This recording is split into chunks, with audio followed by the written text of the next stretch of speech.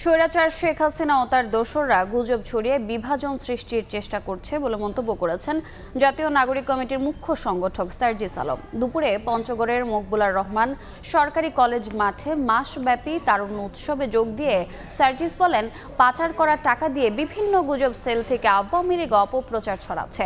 জনগণ বিবেকবান হওয়ায় এ গুজব শুধু বিনোদনের খোরাক পাবেন বলেও মন্তব্য করেন সার্জিস।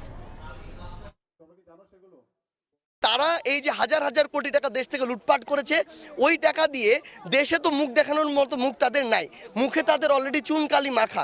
এই মুখ তো আর তারা দেখাতে পারছে না, এই জন্য ওই পাচারকৃত টাকা দিয়ে বিভিন্ন গুজব সেল থেকে, বিভিন্ন তাদের ওই প্রোপাগান্ডা সেল থেকে তারা এগুলো ছড়াচ্ছে।